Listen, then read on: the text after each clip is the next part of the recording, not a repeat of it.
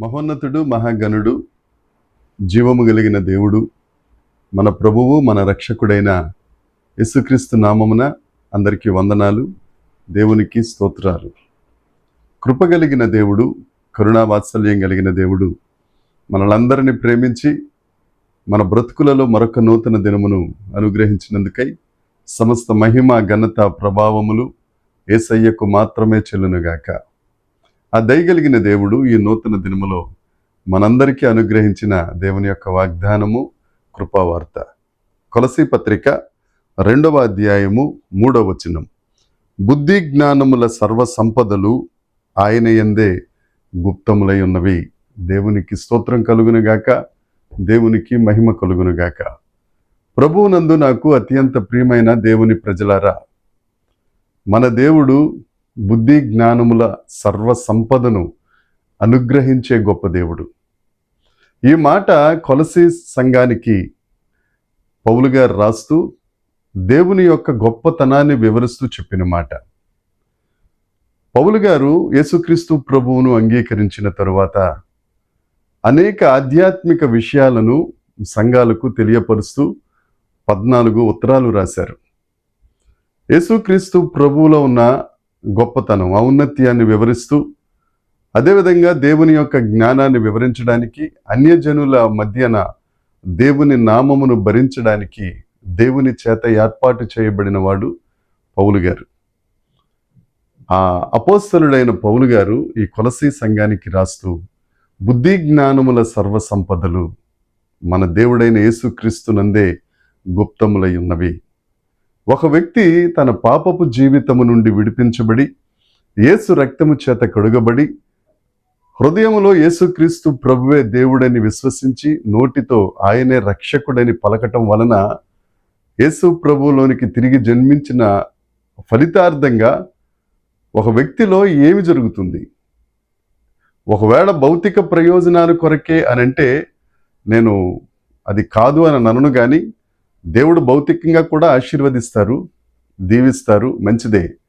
అయితే ఒకవేళ దాని కొరకే యేసుక్రీస్తు ప్రభువుని నమ్ముకున్నట్లయితే లోకస్తుల కంటే మరీ మనము జ్ఞానం లేని వారిగా, అధ్వానమైన వారిగా మనము అంగీకరించబడతాం.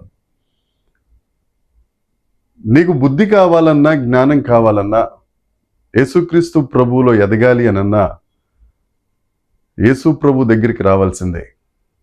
బబులోను దేశంలో దానియేలు గారు ఆయన హెచ్చించబడ్డారు అని అంటే కారణం ఆయన జ్ఞాన వివేకములు కలిగిన వాడిగా ఉండటం వలన, దేవుని యందు ఆయన విశ్వాసం కలిగి, విధేయత కలిగి, దేవుని ఎదుట సాష్టాంగపడి ప్రార్థన చేయుట వలన దానియేలు గారు ఆ బుద్ధిని, జ్ఞానాన్ని సంపాదించుకున్నారు.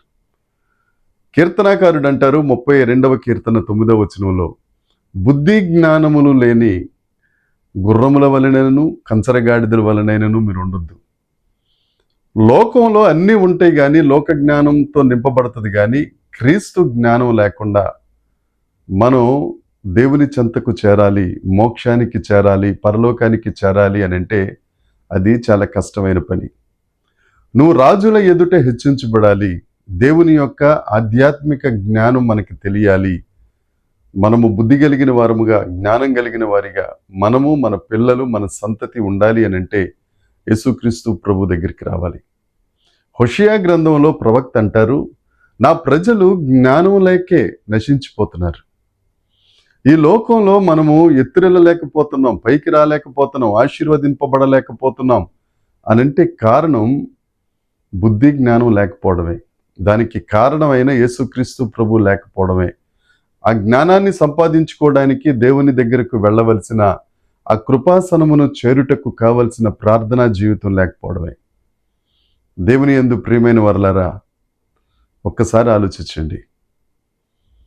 మనం దేవుని ఎదుట నిష్కలంకమైన భక్తి చేయాలన్నా, మనం దేవుని చేత ఆశీర్వదించబడాలన్నా, ఆత్మలో వర్ధిల్లుచున్న ప్రకారం అన్ని విషయాల్లో వర్ధిల్లాలి అనన్నా, మనకు బుద్ధి జ్ఞానం సర్వ సంపదలు ఆయన యందే గుప్తములై ఉన్నవి అని దేవుడు మనకి దినాన్నిచ్చిన వాగ్దానంలో ఉన్నాయి. ఆయన యందే గుప్తములై ఉన్నాయి, ఆయన యందు దాచబడి ఉన్నాయి. నువ్వెప్పుడైతే యేసుక్రీస్తు ప్రభు దగ్గరికి వస్తావో, బుద్ధి అయిన యేసుక్రీస్తు ప్రభు, జ్ఞానమైన యేసుక్రీస్తు ప్రభు, సర్వ సంపదలకు కారణభూతుడైన యేసుక్రీస్తు ప్రభువు నిన్ను ఆదరిస్తారు, ఆశీర్వదిస్తారు, ఆవరిస్తారు, అనేకులకు ఆశీర్వాదకరంగా చేస్తారు. యేసు ప్రభు దగ్గరికి రా. నీకున్న సమస్త సమస్యల నుంచి విడిపించబడి, నీవు, నీ పిల్లలు, నీ కుటుంబం దేవునిలో ఆశీర్వదించబడి అనేకులకు ఆశీర్వాదకరంగా ఉండునట్లు ఆ సర్వ సంపదలకు కారణభూతుడైన యేసయ్య పాదాల చెంతకొచ్చి ఆశీర్వాదము నొందుదువుగాక. దేవుడు నిన్ను దీవించునుగాక. ప్రార్థన చేసుకుందాం.